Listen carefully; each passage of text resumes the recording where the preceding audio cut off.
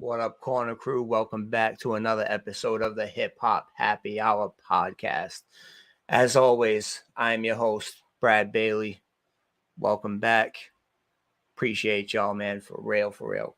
Keep tuning in with us. You know, we always got a lot of good shit going.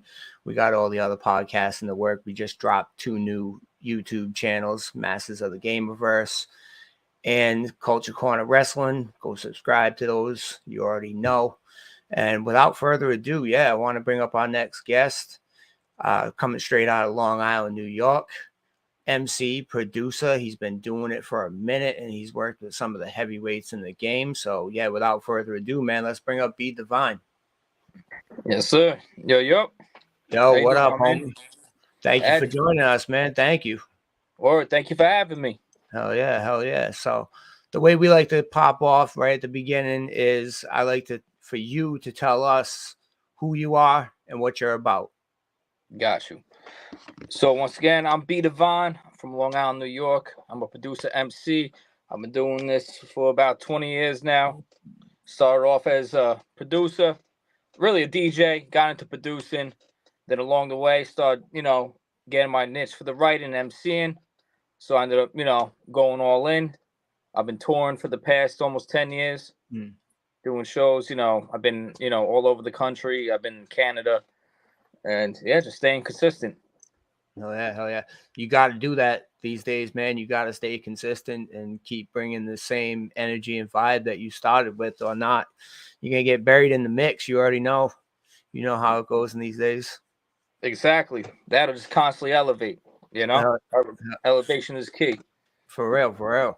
But your past coming up, Long Island, New York. Tell us about it. Tell us about what it was like coming up as an MC in your scene. It was cool. Like Long Island, it's pretty much, everything's spread out. Where I'm at, I'm in the bumblefuck part, so it's like I'm like smack dab in the middle of Long Island. But I'm still an hour away from New York City. So it was nothing for me to go out there, Local scene, it's just like every other local scene. You get different breeds, different walks of life. Some people in it for different reasons. Some people do it just because they love it. Other people do it because they want to be a superstar. Me, I just love hip hop. So, for real. So your latest release, Louvre Magnet. How is that coming about? I know you produced most of it, right? Yeah, I did basically 4.5 joints on there. And then the other I had outside producers. The one co-production joint that was co-produced by Unspoken Virtue. I had DJ Modesty on there from France. I had Endemic Emerald on there. Young Link and Truck Jules. It was definitely a dope process to put that together. I feel like this is my first official baby. Because, literally it's all, the only feature I have on there is Paris Smith. So. Right. That's a dope feature. That's a dope feature to get, for real. Anybody that knows the culture knows EPMD. So a lot of us came up. Would you come up on, like, what were your main influences in the game? Rakim, Wu-Tang I loved. Mobb Deep I loved. EPMD. Big fan of all of them, like I still, I bumped that like it just came out yesterday. Gangstar, I love Cool G Rap. Tragedy, Gaddafi. I was big, I was big into all the Queens rappers. Right. Yeah, especially coming from New York. I mean, you had, like you said, you're an hour away from the Mecca. You could, and at that age, because I'm assuming that we're the same age if you've been doing this for 20 years. And you could an hour away from just going and seeing whoever you wanted to. That's kind of being a little spoiled. Like a lot of people overseas feel like Americans are spoiled in general when it comes to hip hop because we have all these shows going on. They have to wait. Like they wait years sometimes for some shit to go over there. So what was your favorite show growing up when you were out there in New York doing your thing? Some of my favorite shows, I would say one of my favorite shows was the first show I ever went to. I saw Jizza at BB King's. No shit. And he had who opened up for him? He had Cannibal Ox open up for him. LP was there that night. There was a couple cats there that night. C. Ray's Walls was there.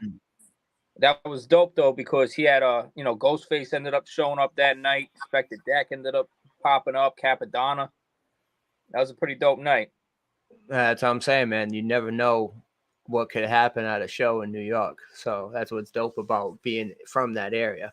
Like I'm about 4 hours away. I'm coming out of Pawtucket, Rhode Island. So I'm way Okay. up. Yeah. I'm in the asshole of America right over here.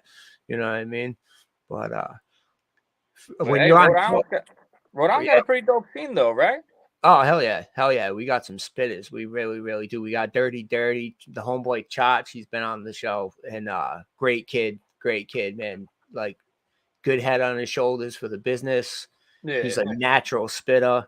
It's like we got some really dope people coming out of the scene here. It's just we're so small, you know what I mean? That it's kind of hard to like get noticed. You know, you really need a team behind you to really push yourself and get noticed around here.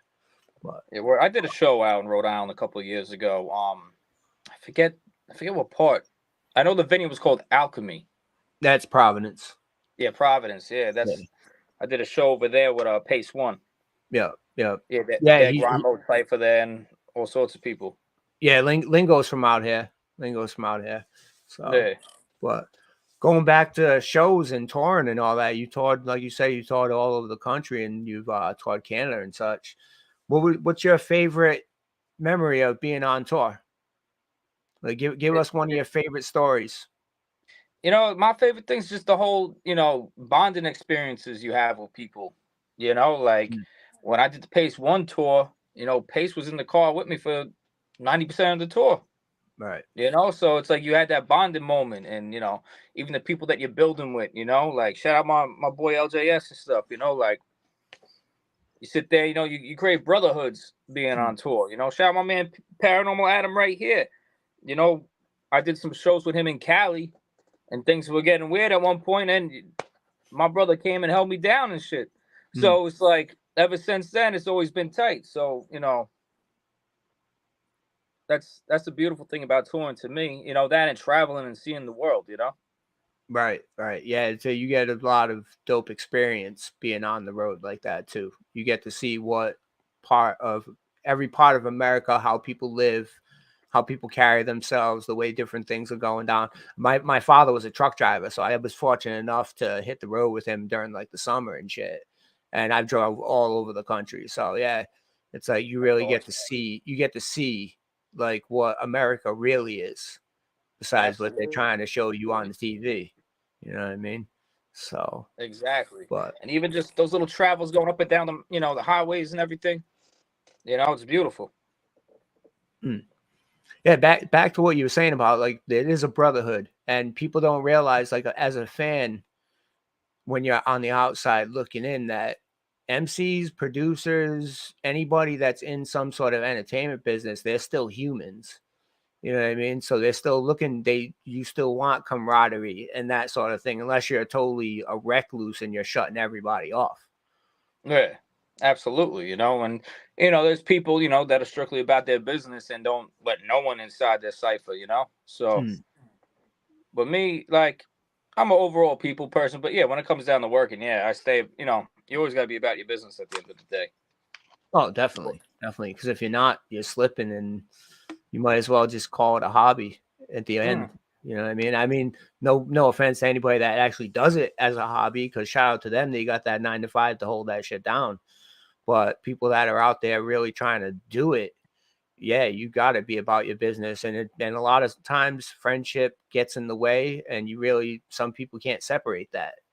Absolutely.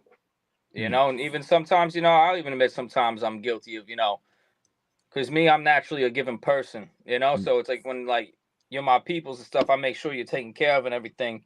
And then it's just like, I guess people forget boundaries. And then once you start creating boundaries, they start looking at you like you're the bad guy.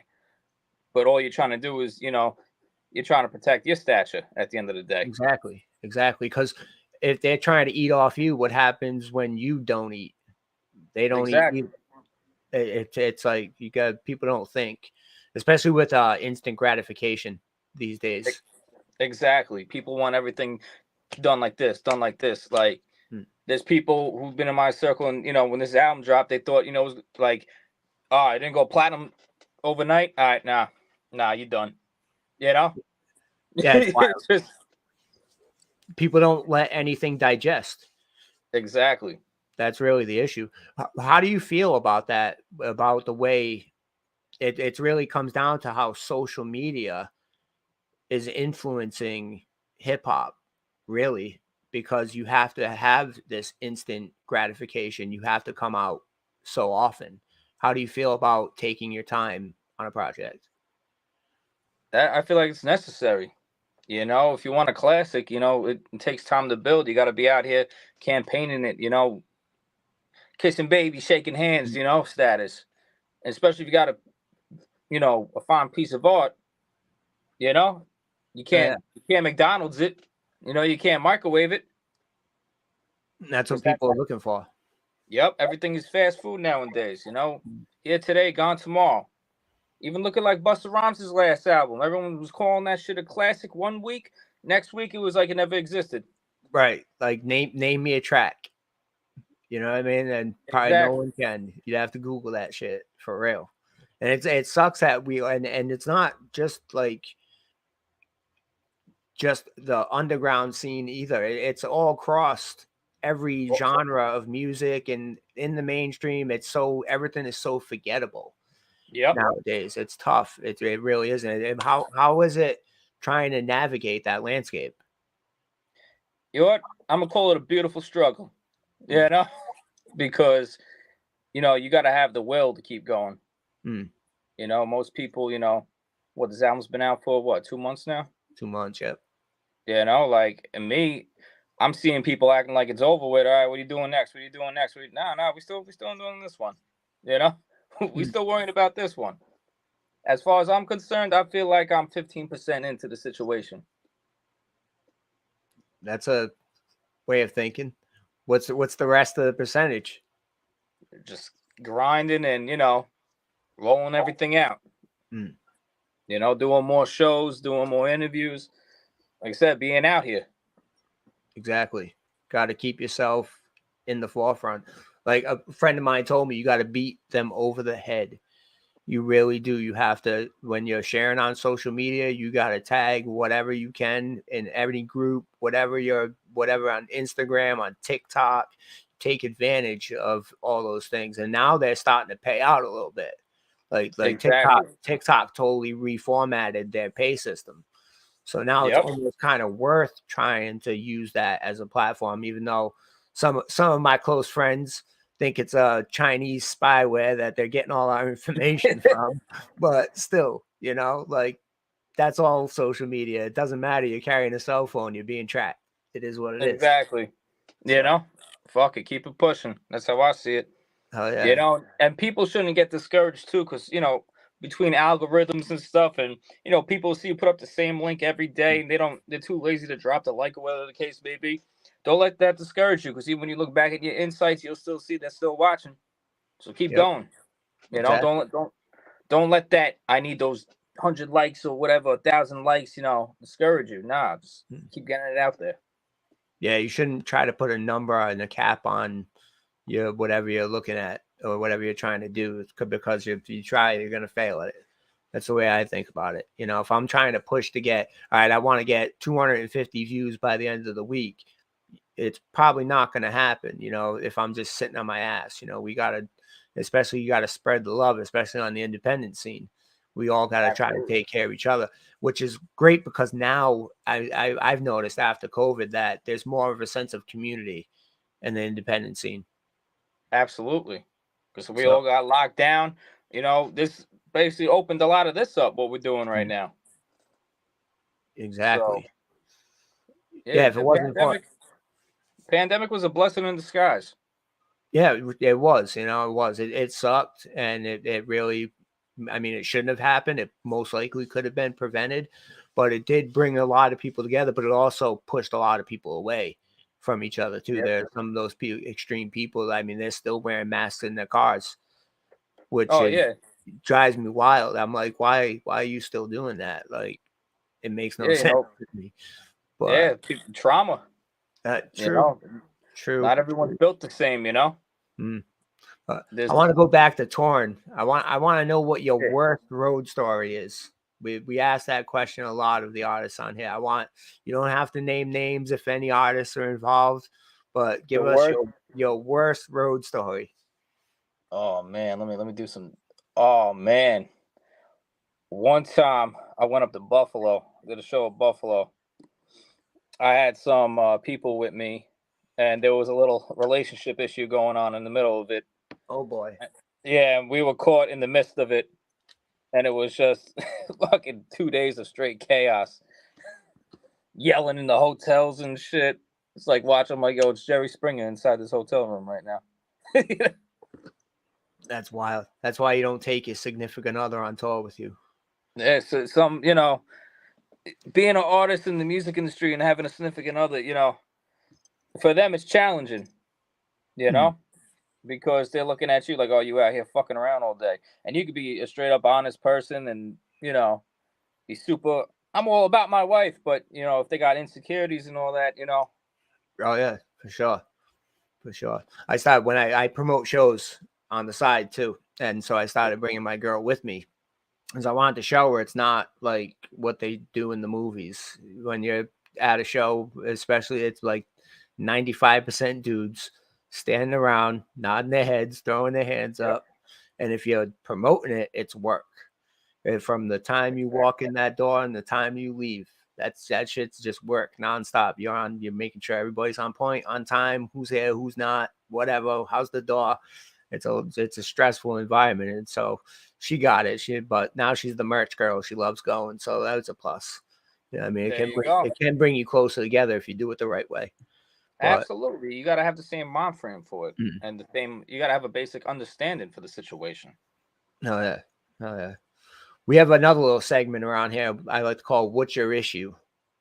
Now, what's your issue can be a pet peeve, just something that bothers you, or it could be an issue that you stand on in your heart, you know, like a world issue.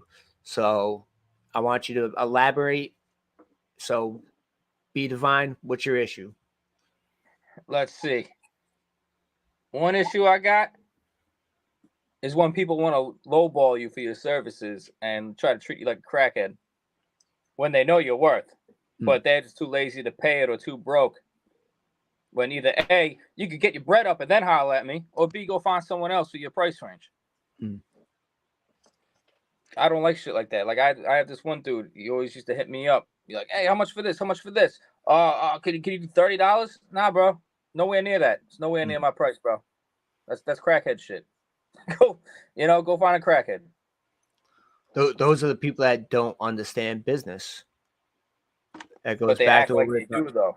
Right, but they totally don't get it, and they don't understand that, especially if you're working a 9 to 5 on top of it, and you got a family, you got kids, you got a wife, you're working overtime, shit like that. They don't get that your time is really valuable at that point. You know what I mean? Absolutely. You know, I tell people, you know, you pay me for my time, my energy, and my services. You know, and my reputation too.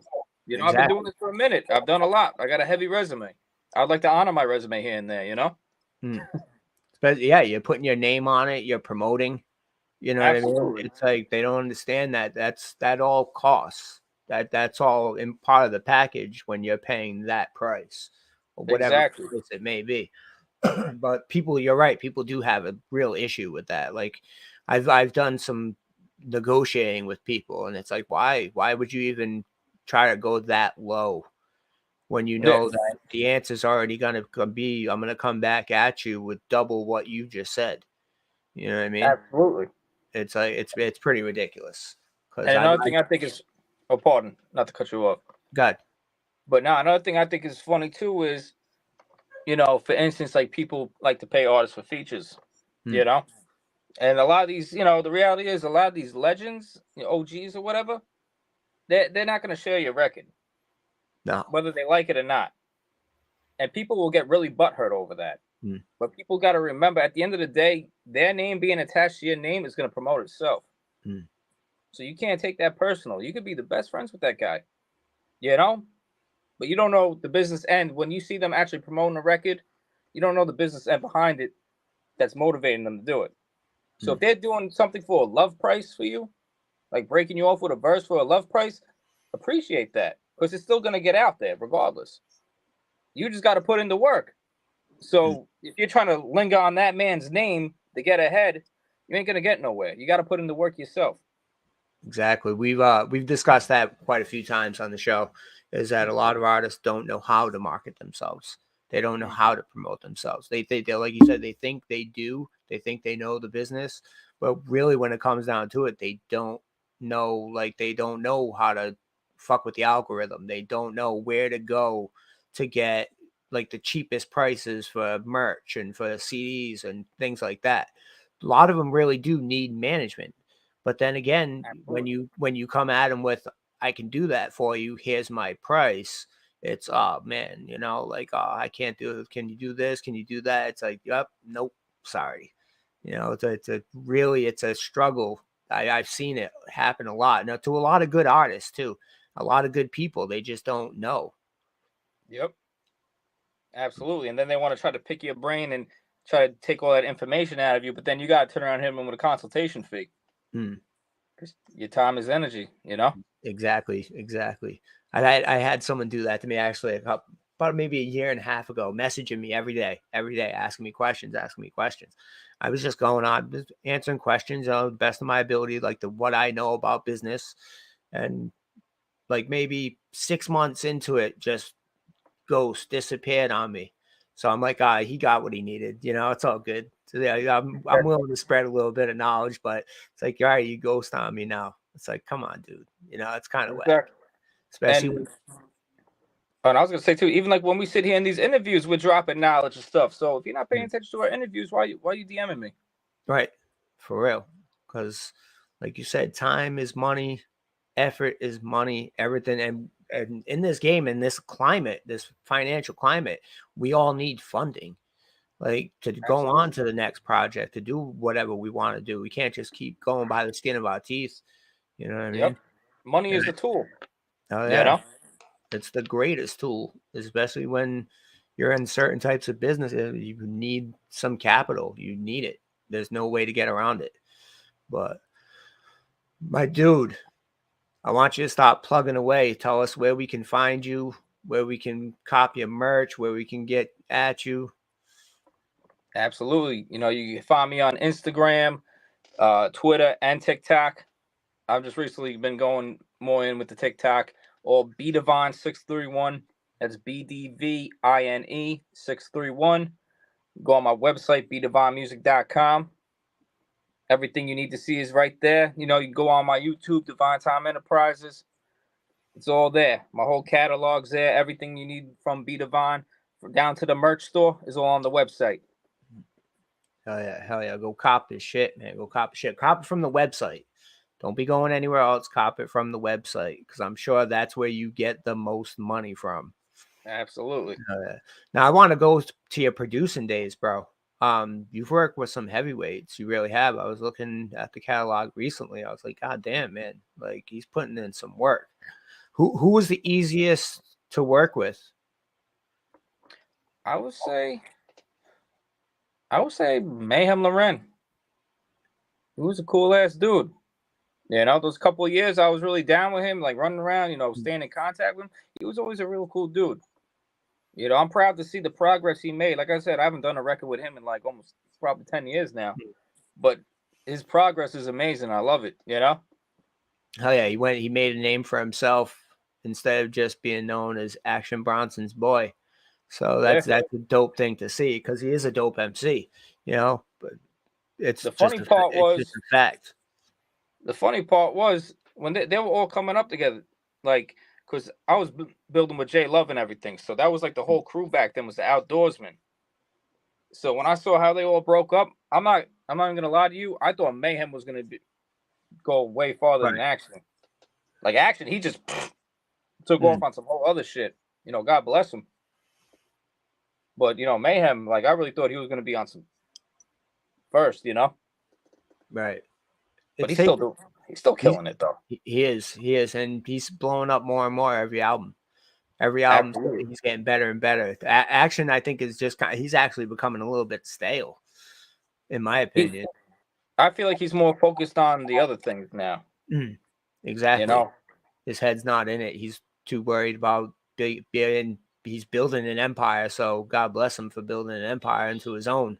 But yeah, that's definitely where his focus is. It's all the TV shows, all the other shit he's got going on, which is hella entertaining. I'm not gonna lie, I watch it. It's great, you know. But yeah, Mayhem, he's blowing up. Now flip that coin. Who's the worst person to work with? No, I'm not gonna get into it. Nah, don't have to say no names. Give me the story. Oh man, this guy was a special kind of crazy. Elaborate. Oh man, he told me he was the one who shot Tupac. No shit. Yeah, he's a special kind of crazy. That's what else? What else did he tell me? Kanye and Kim Kardashian's kid is named after him. That was an interesting one. But yeah. Wow. That was just to be telling somebody, I was really the one that shot Tupac. And say it with confidence too, not just like yeah, you know, no, like you try to tell him like, bro, you're fucking out of your mind. He'll actually like argue with you to the death. That's wild. Yeah, real. That's real delusion, man. That sucks though. That's like he needs some help on that shit. Yeah, mental health is a real thing, man. Dude, we talk about it all the time on the show. Yeah. We do, and like a lot of people, especially men, we just shovel it down, and try to keep going, and then you do get points to where you break, and you have these dudes out here that break, like really break, and are out here shooting places up and doing some wild shit, you know. So and sad part was he was a really nice kid too, but it's just you know, you didn't know which side of the coin you were gonna get, you know, right? And I felt like I was helping him by pushing the music, and then it didn't go the way I wanted it to go. I guess I had more faith into the situation than was really available, but I still followed straight through. I didn't bail on him, So I give myself a pat on the back for that at least. Oh yeah, at least I rode with it to the end. Most people would have said fuck this and been out. Oh yeah, if he was especially if he was talking crazy to you like that, like like, yeah, I don't know if we could work this out, you know what I mean? But hey, good for you to ride it out, because you never know, especially if he was that mentally ill, man, what he would do if you said, all right, nah, I'm backing out. You know what I mean? People are crazy, dude. People are crazy. They'll do some crazy shit. We see it every day. We really do. Absolutely. It's a sad world out there, but all we can do is just keep pushing and try to make it a little bit better with whatever we're trying to do. Yeah, everyone's got their own demons, everyone's got their own issues, I'm not perfect, So it's just, theirs is just in different levels and different heights and different situations, No, yeah. So what you got coming up in the future? Who you working with? What you working on? Right now, like I said, I'm still campaigning the album. I'm just knocking out joints, kind of just keeping myself motivated. I've been knocking out beats a lot lately. Trying to secure more placements. I want to get more placements. I haven't gotten, as much placements as I wanted to in a while. So I've been shifting my focus back to that. Next month in October, I got 2 shows coming up with R.A. the Rugged Man. Shout out Full Blast Bookings. October 18th, I'll be in Philly with them. And then October 19th, I'll be in Brooklyn. Yep. So, yeah, that's it. Just knocking out beats. Any artists need beats, holla at me. Any artists need features, holla at me. Then, like I said, when the time's ready, I'll let you guys know about the next project. But in the meantime, I'm just still knocking things out and campaigning this joint right here, Loop Magnate. Yes, sir. Yeah, you got, like I said, you got to keep on it, man. You got to keep on it. You got to wait for people to digest that shit. That's one thing people don't do, is they just want it to regurgitation of the same old shit over and over and over again. So like you said, to create a classic, it takes time, but you also got to give it time to breathe. Absolutely. For real. All right, my dude. We're going to be wrapping this up in a minute. It was an honor and a pleasure having you on. Anything you want to end with? You want to get anything off your chest? This is your platform, my dude. Shout out everyone who's tuned in. Thank you for everyone who supports me. Shout out MJ for linking us up tonight. Oh, yeah. Shout out. Shout out everyone who supports one way or another. I appreciate everybody equally. That's dope, my friend. Thank you so much for coming on, man. I appreciate you. We'll do it again sometimes. You know what I mean? Anytime you got a project dropping, you can use our platform to promote. Don't hesitate. We're all about it. You know what I mean? That's what we're here for. Culture Corner is here for artists. We're here for the fans. We're here for everybody. So appreciate you coming on. And yeah, the Hip Hop Happy Hour, man. We out. Peace. Peace.